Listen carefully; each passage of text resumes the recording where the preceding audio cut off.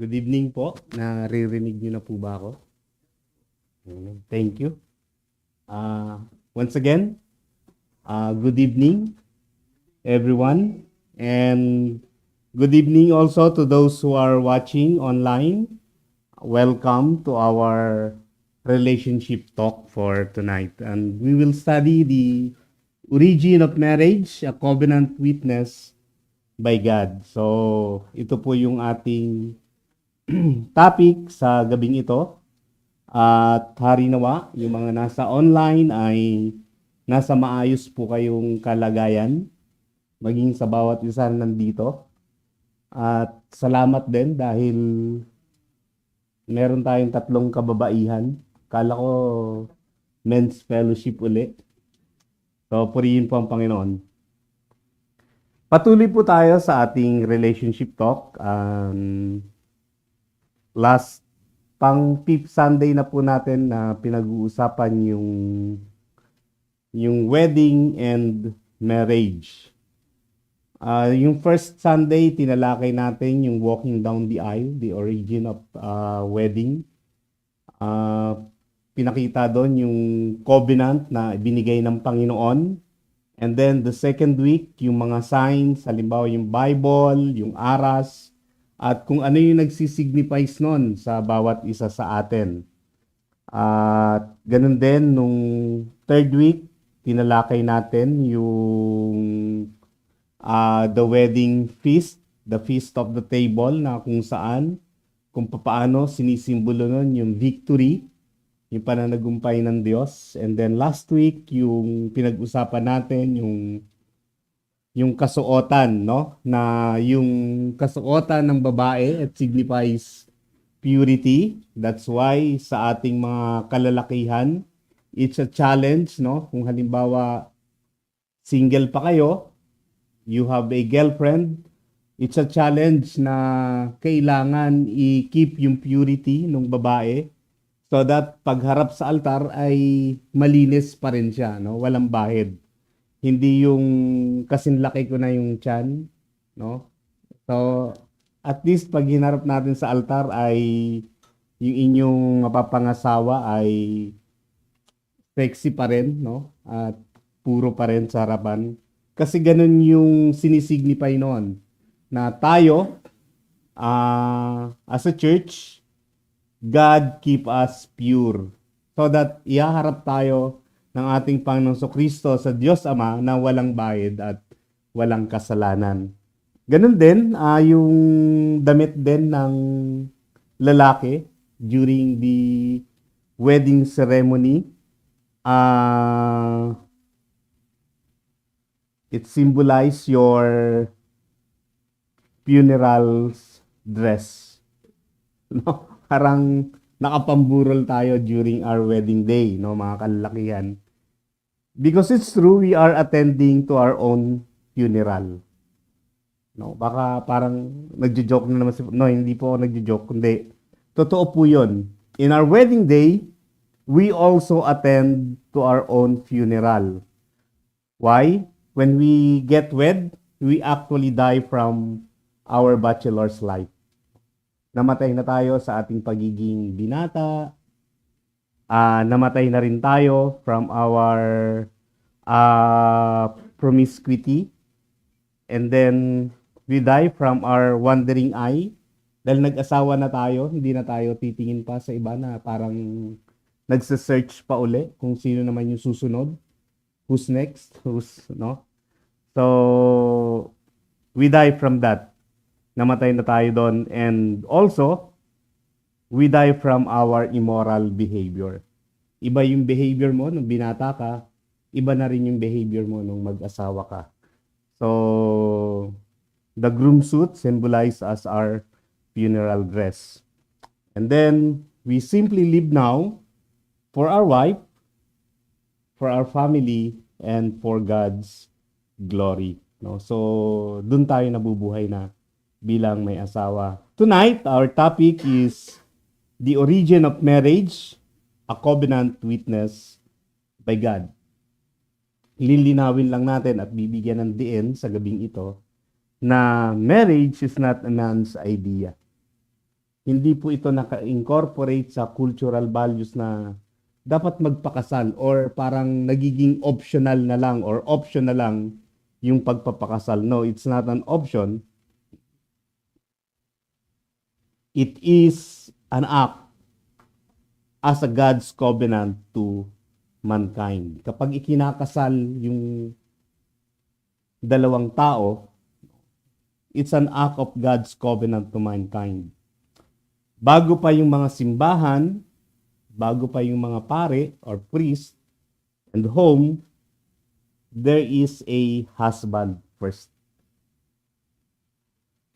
Before nation, before country was born, before earthly kingdom was formed, there is a family.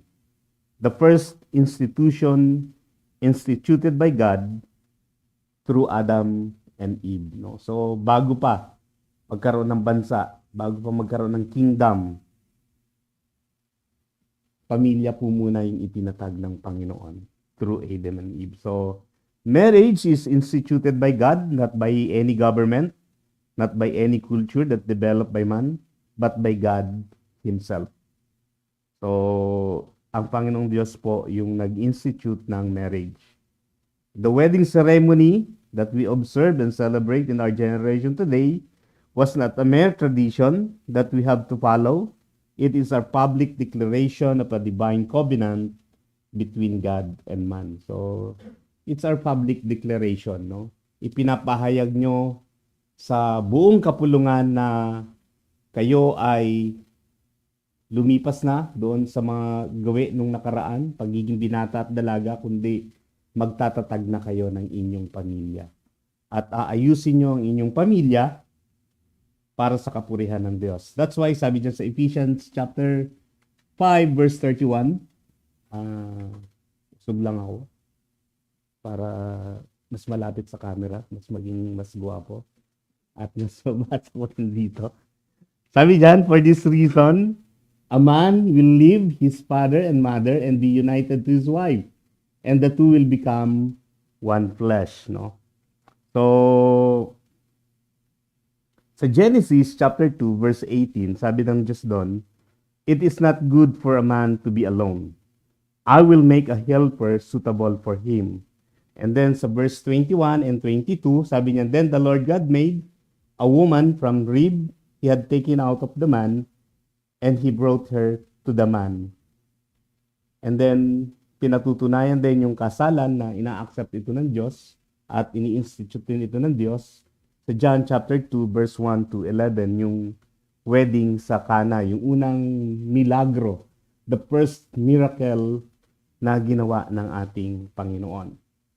We have 6 truths about wedding na pag-uusapan natin, pero baka hindi natin matapos lahat kasi kailangan ko lang tapusin to ng 45 minutes. So kung ano lang po yung matapos natin, hanggang doon lang po tayo.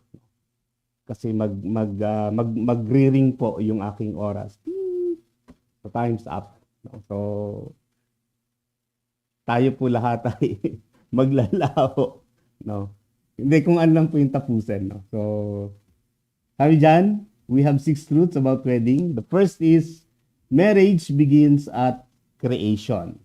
Number 2, marriage is a covenant, not a contract. Baka isipin nyo na katulad ng isinusulong ng iba nating mambabatas na may expiry na yung date, yung marriage, no? So, parang nagiging dilata na rin yung marriage. May expiration date na, no? So, dapat malaman natin na maunawaan ng bawat isa na marriage is a covenant. It is not a contract.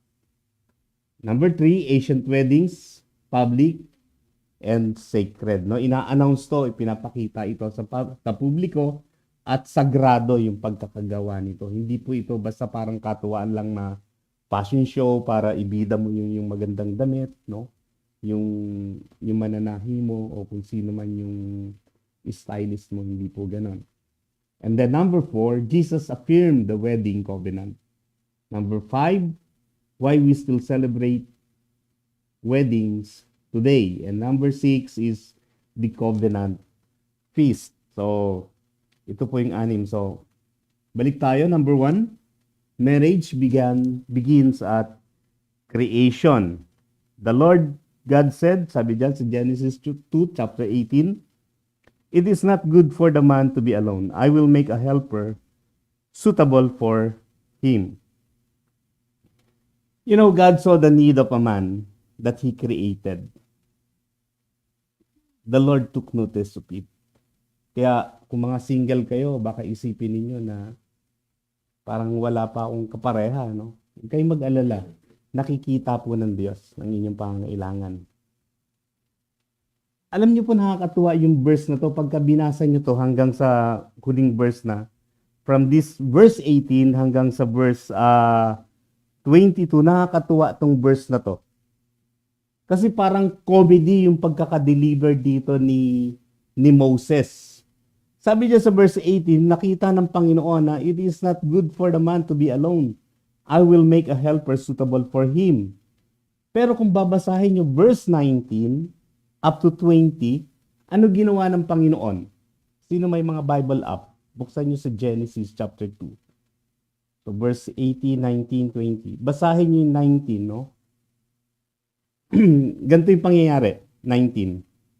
Now the Lord God had formed out of the ground all the wild animals and all the birds in the sky. He brought them to the man to see what he would name them, and whatever the man called each living creature, that was its name. So the man gave names to all the livestock and birds in the sky and the wild animals, but for Adam no suitable helper was found. Nakita ng Diyos yung pangailangan ng tao na kanyang nilikha, and yet, inilapit sa kanya yung mga hayop na kanyang nilikha. Pangalanan mo lahat to. Di ba na parang comedy? Mabuti na lang hindi pinangalanan ito ni Adam ng bawat hayop may wife. Halimbawa, yung kalabaw, linapit sa kanya, may wife. Inilapit naman yung hippopotamus, my wife number 2. Inilapit yung agila, my wife number 3. Di ang dami niya sanang asawa. So, buti na lang hindi pinangalanan, kundi pinangalanan ni Adam according dun sa karakteristik ng hayop na yon. So, dahil wala siyang suitable helper, buti na lang naintindihan ni Adam kung ano yung kanyang itsura. Sabi ng Panginoon, "So the Lord God caused the man to fall into deep sleep.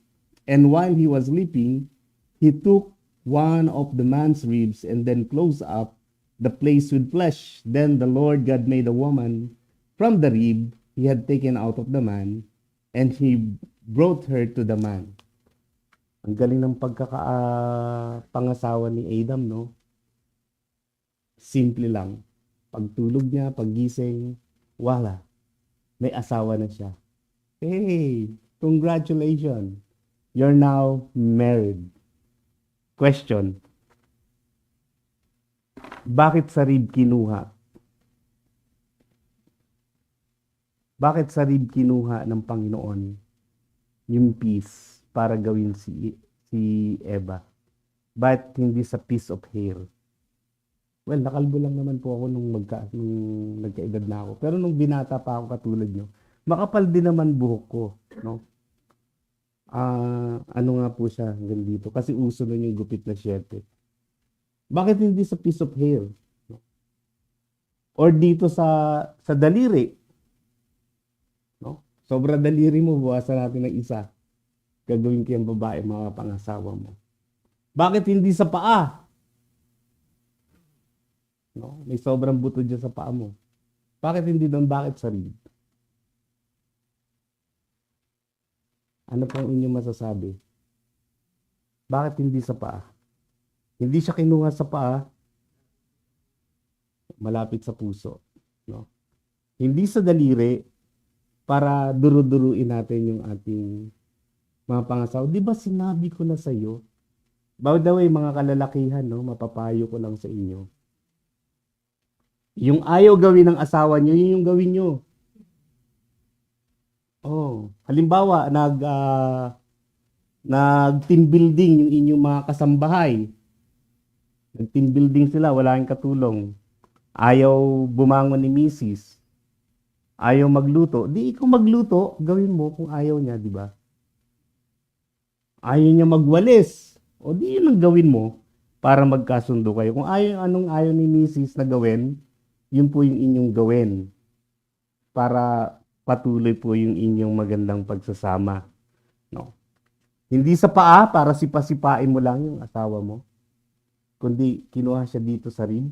Aside sa malapit sa puso, but to take care. Sorry dong. To take care. Okay lang. Okay lang. Thank you. Thank you. Sorry po sa nanonood. Nagkakatuwaan po kami dito. To take care, to love, and to protect. Yeah? Kaya doon sa may ribs, no? So we have to protect, we have to love them, and we have to take care for them. So, kaya sa may rib, no? Kinuha. Scientifically, totoo po yung pag-aaral ng mga scientists na tayo mga kalalakihan, kulang daw tayo ng ribs. So, three divine movement, no? Para dun sa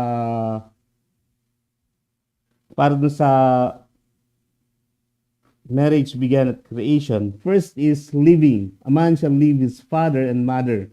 So God commands maturity.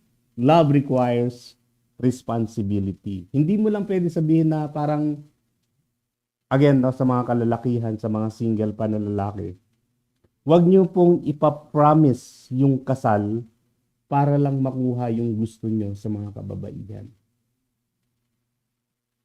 Offer marriage if you are ready to face or to carry the responsibility of being a married man. So, ganun din po sa mga nanonood dyan sa inyong kung saan man po kayo, kung kayo po ay single na kalalakihan. So, ganun po dapat.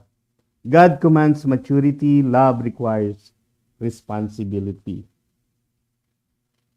Love without responsibility is adventurous lang po yun. Hindi po siya talaga pagmamahal.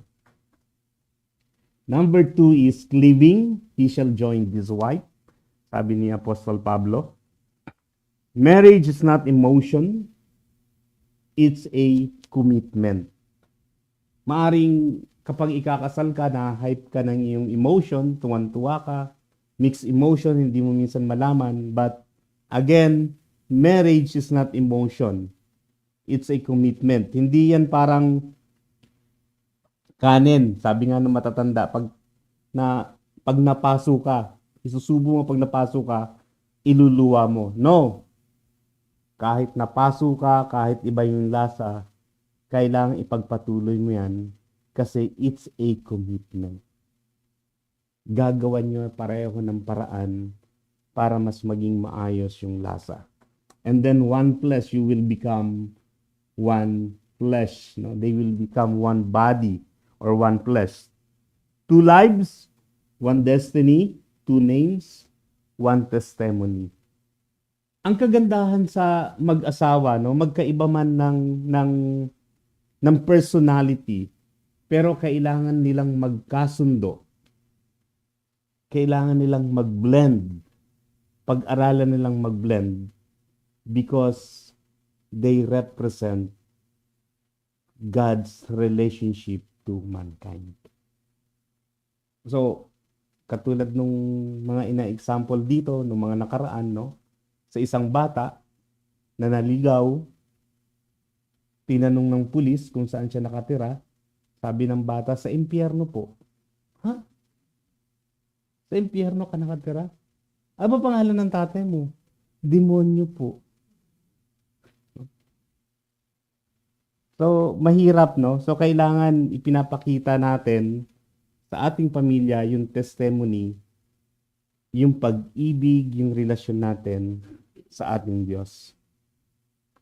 Marriage began at God's garden, not in man's courtyard. Well, bagamat sa panahon natin, dumami na yung tao, na-invento na yung panunuyo sa atin sa Pilipinas, nangaharana. Hindi ko alam kung sa mga kalalakihan ngayon nangaharana pa. Pero buti na lang ako hindi ko inabot yon. Oo, kasi kung kakantahan ko yung aking may bahay, palagay ko hindi kami magkakatuluyang mag-asawa.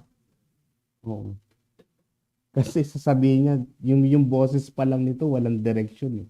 Baka ihanlin tulad niya yung boses ko sa buhay ko. No, so, bagamat yung buhay ko may direction, yung boses ko lang po wala. Kaya nga sabi ko kapag ka naman problema ako, kumakanta lang po ako. Kumakanta po ako. Para mas maunawaan ko na mas mabigat pa yung boses ko kaysa sa problema ko. Mas magaang-gaang pa yung problema ko. So, si Satan, he attacked the marriage. Inaatake ni Satanas. Dahil alam ni Satanas, Satan knew that if he attacked the marriage and he destroys it, he also can destroy the household.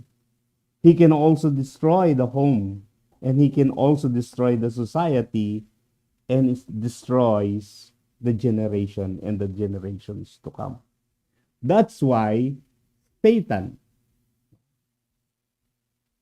ginamit niya maliciously yung salita ng Panginoon kay Eva. And he even used God's word, no? Maliciously to our Lord Jesus Christ. If you are really the Son of God, no? Make this stone as bread, no? Pero sabi ng Panginoon Kristo, hindi lamang sa tinapay nabubuhay ang tao, kundi sa bawat salita na namumutawi sa bibig ng Diyos. Kaya nga, alam niyo, napakaganda nung every Thursday night kasi nagsisimula tayo sa business talk and then ends with the relationship talk. No? Business, how do you do business biblically, and then the relationship talk. Kasi, ito po totoong pag-aaral sa India, may dalawang pamilya. Yung pinagtatrabahoan ko dati na NGO, nagtayo sila sa India, ng NGO din, and then, nagkaroon po sila ng parang experiment. Yung isang pamilya, hindi nila tinuruan ng salita ng Panginoon. While yung isang pamilya ay pinalago nila sa salita ng Panginoon. Tinuruan nila pareho mag-business. Itong lumago sa Panginoon, naging channel of blessing. Maraming mga tao na tulungan dahil sa garments po yung tinayo nila. Nagtayo sila ng garments. Maraming mga tao na employ, na tulungan, maraming mga bata, anak ng mga bawat pamilya, empleyado, nakapag-aral. While this other family na hindi inintroduce yung salita ng Panginoon, lumago din, yumaman din. From 1 wife to 5 wives. Yung mga anak niya na dati na alagaan, naging problema ng lipunan dahil wala silang direction sa salita ng Panginoon. So be very careful, husband and wife. Your relationship is not just something like dress or food to be changed or to spit it out when you don't like it. Your relationship is a reflection of God's nature, how He died for us because He loves us. Napaka-importante. That's why in 1 John 3:1, ginamit doon ni John yung salita na lavish. 1 John 3:1, see what great love the Father has lavished on us, that we should be called children of God, and that is what we are. The reason the world does not know us is that it did not know Him. 1 John 3:1. Tingnan niyo po. Lavish, ang ibig sabihin ng lavish is sumptuously rich. Ibig sabihin parang luxurious. Grabe, no? Ganun yung pagmamahal sa atin ng Panginoon. That He even left His throne above sa heaven. Bumaba dito sa lupa, nagkatawang tao. Naging masunurin hanggang kamatayan. Because of His love for us. Tapos minsan igaganti natin, no? Parang hindi natin siya papansinin. Tamad tayo mag-devotion. Tamad tayo magbasa ng salita ng Diyos. Nahihiya tayong ituro sa ating pamilya. That's why si Satan natutuwa. Kasi tinatamad tayo, nahihiya tayo eh. Men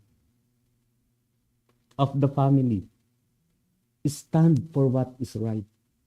Manindigan tayo na tayo ay mga alagad ng Diyos.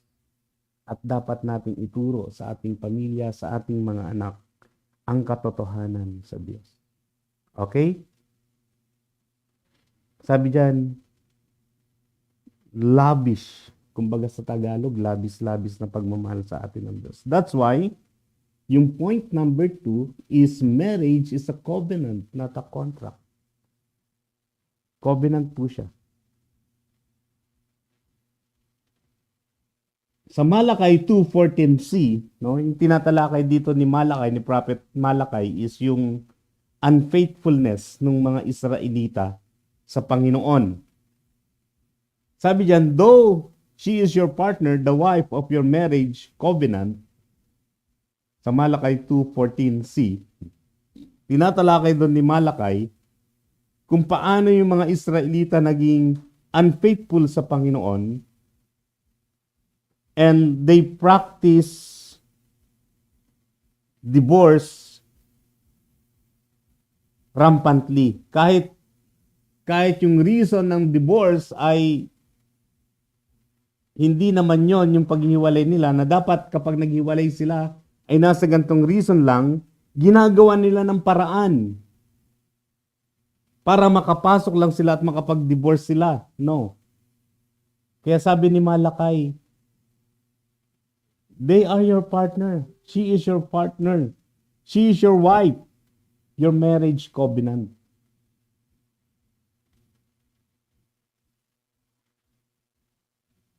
Mga minamahal sa mag-asawa, mga nanonood nandito, don't break your marriage vow. Work it out. Grow in it. Palaguin nyo. If there is a problem in your marriage, talk about it. Don't let it become the elephant in the room. Alam niyo po ba yung elephant in the room?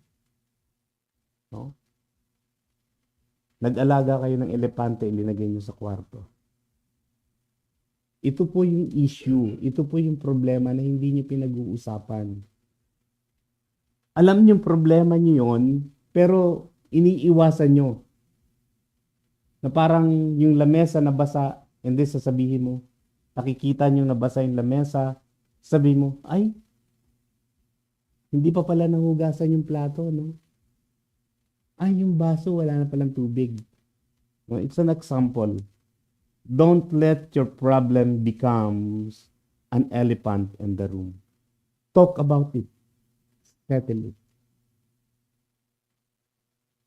I-settle yung problema. Kung kailangan nyo ng marriage counselor, then go for the marriage counselor. Para lang maayos. Go to a pastor. Para maayos. Proverbs 2:7, who has left the partner of her youth, and ignored the covenant she made before God. That's why yung ating pag-aasawa, hindi ito parang kailangan na parang pag nagkaroon ng problema ay tapusin na lang. Okay na. Kaysa mabuhay. No. Hindi ganon ang sinasabi ng Biblia. Ang sinasabi ng Biblia ay pareho ninyong aayusin ang inyong sarili upang mas maging karapat-dapat kayo sa isa't isa at upang mas magliwanag ang kaluwalhatian ng Diyos sa inyong buhay.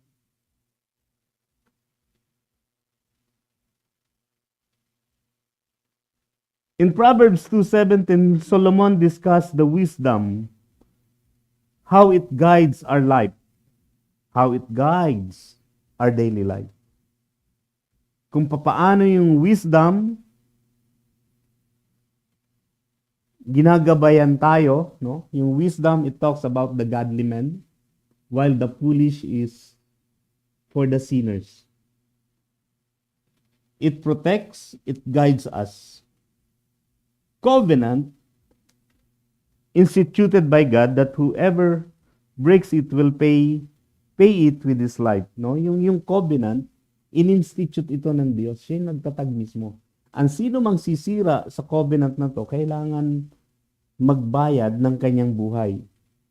Man breaks the covenant, but God made himself as a human being to pay the price of death for us.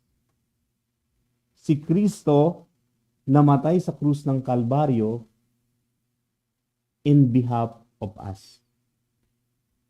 Hindi lang siya namatay para sa iyo, kundi namatay siya in behalf of you. Na dapat tayo yung paparusahan, pero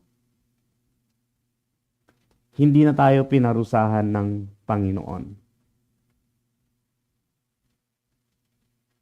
That's why napaka-importante na dahil covenant ito, dahil ito'y kasunduan, yung ating pagsasama, yung ating pag-aasawa, nakapaloob din doon sa covenant na yon na palalaguin natin.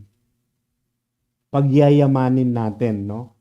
Sabi nga sa business talk na bakit kailangan nating maging mayaman? So yung ating pag-asawa, pagyamanin natin, ibig sabihin palaguin pa, payabungin pa, pasiglahin pa, no? Kung nagkakaroon ng problema, halimbawa matagal na kayo nagsasama, balikan niyo yung dati, bakit niyo ba nagustuhan ng isa't isa? Saan ba kayo nagsimula bilang pamilya? Paano ba kayo nagsimula bilang pamilya, bilang mag-asawa? Balikan po ninyo yun. And then number 3, ano po yung tunog na yun? Warning na po yun sa oras.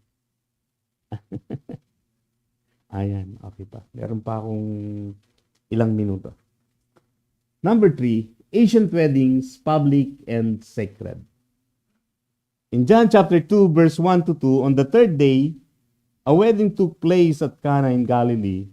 Jesus' mother was there, and Jesus and his disciples had also been invited to the wedding. No? So, sa pangyayaring yan, publicly, merong ikinasal. Alam niyo, parang nai-imagine ko dito sa kasalan nila sa Israel, parang kasalan din sa Pilipinas nung araw, sa mga probinsya. No? Kapag ka sa lugar na may ikinasal, no? yung mga kabarangay mo, yung mga kapitbahay mo, busy na tumutulong sa inyo. Sinong nakaabot nun? No? Si Daddy Perds, naabutan niyo po yun. Sir Ren, no? Sa mga probinsya, ganun, di po ba? Sama-sama. Unlike, well, sa panahon natin ngayon, dito sa Metro Manila, yung reception, yung wedding reception, either restaurant or kung saan yung wedding nila, doon na rin yung reception, di ba? Halimbawa, kung garden wedding kayo, doon na rin yung reception. Pero sa probinsya, hindi. Halimbawa, sa may Marikina Church ikinasal, tapos dito sa Green Hills yung bahay, uuwi pa rin yun. Nandiyan na ikinasal. No? So, sama-sama sila. Halos parang ganon yung eksena sa John chapter 2, verse 1 to 11 po yan.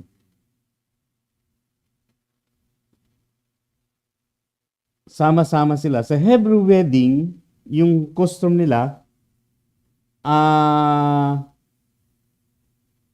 it includes standing under a canopy called a huppah. No? Under a huppah, doon sila nagsasign ng marriage nila, yung tinatawag na ketubah, at doon din sila nag-exchange ng kanilang ring, no? Yung ganito po 'yan pagka betrothal, yung kedushin.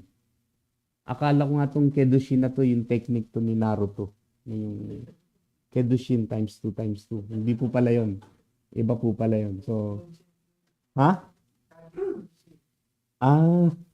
Akala ko kedushin. Iba pala yun. So sorry, no? Erase. So, it's the promise of faithfulness sealed in advance. So, parang sa hintuturo lang ilinalagay yung singsing. No? Hindi dito sa ring finger kagad, no? Ako kasi hindi po ako hindi po ako nag-propose sa aking asawa. Kwinelyohan ko lang siya. Sabi ko, pakasal na tayo. So, wala kaming singsing. Wala kaming singsing, no? So, nung kinasal lang kami, nagkaroon kami ng singsing. Pero dito kagad sa ring finger. Kapag ka betrothal, ito po, no? Doon sa hintuturo ilalagay. Kasal na rin kayo niyan. Kasal na rin sila niyan. Pero, hindi pa sila pwedeng magsama for a certain period. Dahil yung lalaki ay magtatayo pa ng kanilang bahay. And then, after a year, pag natapos na yung bahay na yun, susundin niya na yung babae. Para yung public na kasalan ay maganap na. So, ito po yung sa Hebrew traditional na wedding. So, meron din silang tinatawag na gift and price. Yung groom shows value through sacrifice. Isang maganda niyan na makita natin yung sa Genesis chapter 24, 52 to 53, nung yung si Abraham ay inutusan niya yung kanyang maidservant na pumunta doon sa kanilang lugar na kumuha ng kamag-anak nila para mapangasawa ni Isaac. And then nakita niya si Rebecca at nung malaman niya na pamangkin ito ni Abraham at pumayag yung mga kapatid ni Rebecca, ay nagbigay siya ng regalo. Nagbigay siya ng regalo kay Rebecca at doon sa nanay ni Rebecca. So ito yung mga regalo. So pinapakita nito yung sakripisyo. Alam niyo sa Panginoon, napakaganda ng regalo niya sa atin. Sa Romans 8:26, sabi doon, kamatayan yung kabayaran ng kasalanan. Pero yung regalo ng Diyos, buhay na walang hanggan. Mga minamahal, no? Ang ganda ng ating oras. Naglalaban yung ating kabusugan at yung ating antok. Pero just think about it, how God loves us. Yung buhay na walang hanggan na iniregalo niya para sa atin. Think about it. Kung sa aking antok ba ngayong gabi, maituloy ko ito sa pagtulog, at hindi na ako magising sa kinabukasan, will I, no? Yung buhay na walang hanggan, makukuha ko ba ito sa piling ng Panginoon? At kung magising ba na ako kinabukasan, yung buhay na walang hanggan, paano ko ito maimamanifest sa aking buhay sa araw-araw? Again, yung buhay na walang hanggan, mga minamahal, hindi lang natin ito sa langit makukuha. Makakamit din natin ito in our present life by showing how God lives in our life. Kung paano ang Diyos nabubuhay sa ating buhay. So, napakaganda ng regalo sa atin ng Panginoon. The procession and feast, no, ito yung inano nila, na-recreate nila yung traditional procession ng groom, yung pag-aasawa doon sa Israel, ng mga Hebrew. Mga Jewish po yan sila. Inano nila kung paano sinusundo yung babae, kung paano sinusundo nila, at kung paano yung kasuotan din ng lalaki. No, so ayan po. And then may kasama po siyang mga pare para sa pagsundo. And then yun nga yung may dalang kandila, no? Yung example yan yung 10 virgins. So yung traditional wedding procession, so sinasamahan niya ng grandparents o buong pamilya, and then escorted by the parents. So ganun din halos sa pagkakasal sa atin, no? Na ako ang pangarap ko doon sa aking dalaga pag ikinasal siya. Pag tinanong ng pastor kung sino yung magbibigay, pag magbibigay din ng speech yung parent ng babae, kung paano niya i-endorse yung kanyang anak dun sa kanyang mapapangasawa. So, if God allows, no, na halimbawa magkakasal ako, ganun din po yung gagawin ko. I will request the parent of the bride to say something endorsing her daughter doon sa mapapangasawa. Ganun din naman doon sa lalaki, no, yung sa magulang. So, important nito, yung variation nito, yung order ng wedding party, hindi siya talaga chronologically na ganon. Pwedeng maiba-iba. Minsan, in the absence of the parents, no, yung mga bridesmaid and groomsmen, yun na lang yung tumatayo. And sometimes, the couples is courted by other happily married couples. No? Ini-escortan lang in the absence of the parent. So, with witnesses and blessings, ganyan nila. After nung kasal, ipinagpipray pa. No? Hindi lang basta ipagpipray ng pastor, kundi ipagpipray din ng mga kamag-anak. No? Sa atin, traditionally, parang walang ganito, no? Walang ganyan, no? So, Sir Vince, pag kinasal ka, pag-pray ka sa mga kamag-anak mo. May ganito kayong senaryo na after nyo ikasal o bago kayo ikasal, no? So, maganda po yan. Yung kanilang pre-wedding costumes, no, yung sa Hebrew, meron tinatawag na fasting. 1 week yan as a form of atonement. Parang ang hirap, no? Kayong ikakasal, magpa-fast kayo. And then yung mahirap basahin afrup, parang kumakahol, no? Afrup, parang kahol no, hindi po yan sa aso.